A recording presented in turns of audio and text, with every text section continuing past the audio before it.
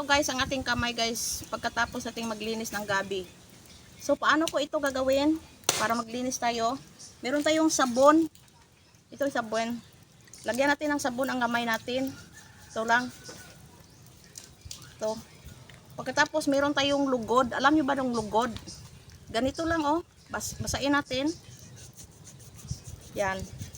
Iganyan lang natin guys. Ang bilis lang makukuha guys.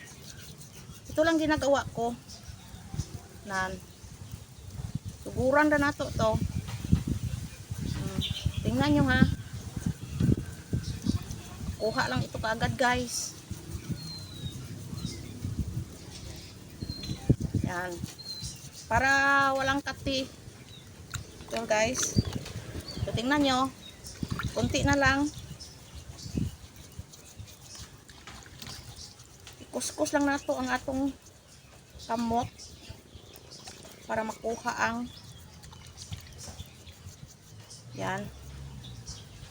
Bilis lang makuha guys.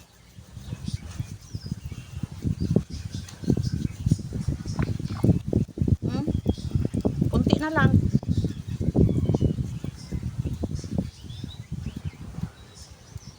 Yan. Kung wala tayong gloves, pero it's better pa rin guys kung meron tayong gloves. Kung may gloves tayo. Pero kung wala tayong gloves, ito talaga mangyari sa ating mga kamay. So, kailangan na lang nating linisin ito. So, okay na. Kuha ra ni siya sa lugod o sabon. So, wala na. Ito na guys. Wala na ang ating mabilis lang makuha guys. Kung ganito ang ating kamay pagkatapos nating maglinis. May kasi, may tina. Yung natin, yung gabi. So, para wala siyang kati guys. Wala akong mafe-feel na kati kasi merong at saka yung gabi natin, hindi natin binabasa ng tubig. Pag binabasa natin ng tubig, kasi mangati yan siya. Pagbasain muna natin ng tubig, lumabas yung kati niya. So, walang tubig yan bago natin linisan para hindi lumabas yung kati. So, ngayon, ito na, linis na siya. Malinis, palinisin mo ang kamay mo, walang kati. Wala siyang kati kasi kanina hindi ko binasa yung gabi. Pagbasain mo kasi lalabas yung kati niya. Yan. So tayo ng tubig, magpalit. Yan, ito na. Wala na ang kamay natin. Charan! Ito may kunti pang isa. Pusin natin to para malinis na siya lahat. Bilis lang to linisin guys. Wala na oh. Yan.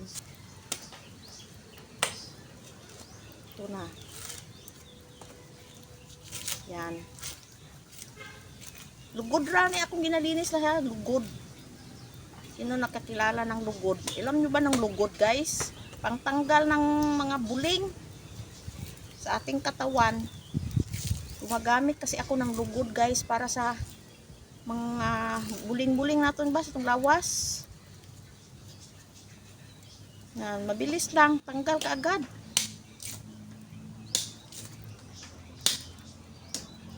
Yan, okay na.